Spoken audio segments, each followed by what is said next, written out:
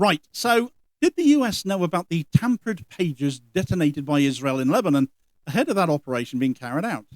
It seems that despite strong denials by the US, they might well have known something. Not just because details of Israel informing the US administration ahead of time to give them a heads up of being carried by news sources such as Axios or the Times of Israel. There's also the strange coincidence surrounding the American University of Beirut Medical Center, apparently being the only hospital to conspicuously replace all their pages around the same time the tampered ones were imported into Lebanon. Now, I'm not a big fan of coincidence, and I'm not a big fan of conspiracy theories either. And this hospital story, it just seems to be one of them, as if somebody or people are just desperate to try and link some evidence between Israel and the US knowing more than they do. But we're implicating a hospital here, people. So I just think we're jumping the gun a little bit.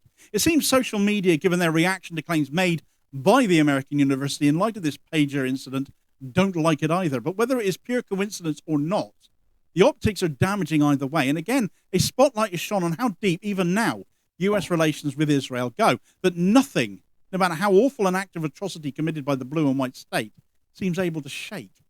Right, so before we get on to conspiracy theories, let's address the latest news on exploding electronics, at least insofar as it is correct at the time of writing.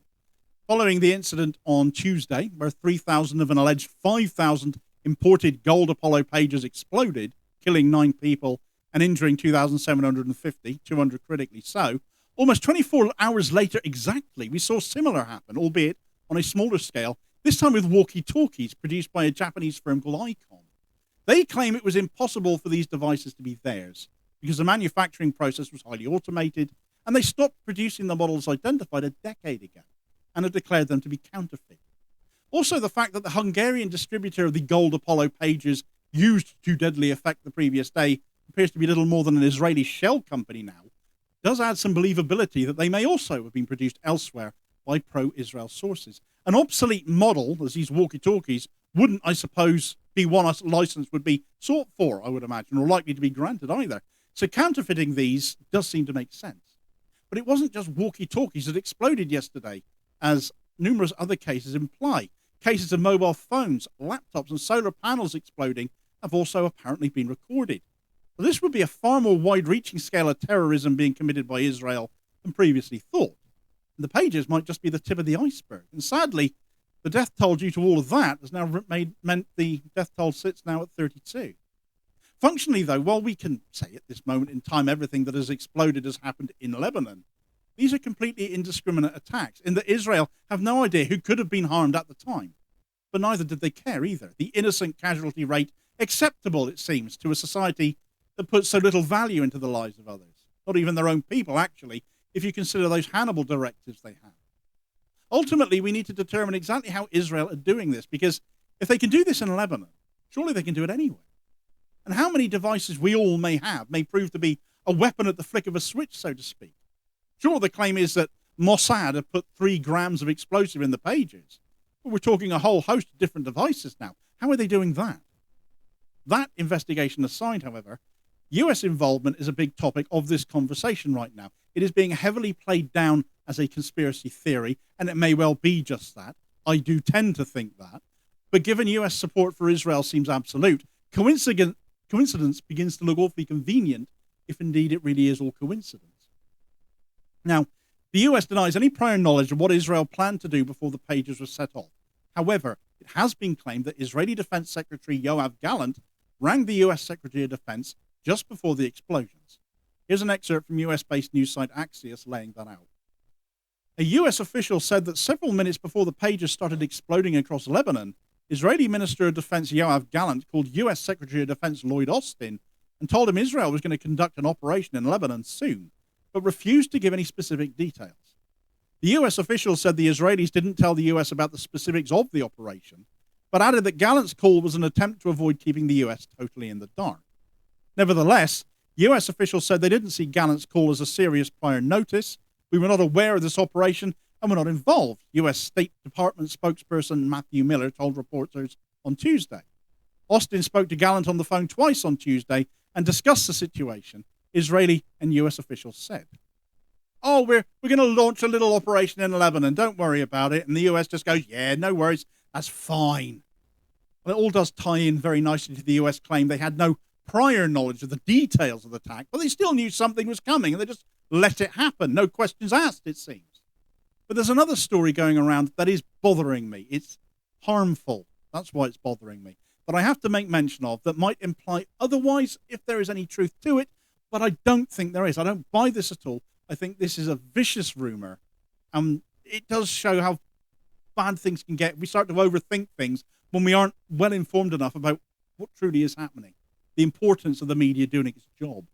This one really does hit the conspiracy theory switch. And I'd like to think that is all it is, because as far as pagers go, when you think about who might still use them these days all over the world, your mind automatically goes to hospitals, doesn't it? It's doctors and medical staff who carry pagers these days. Israel will, of course, have known that.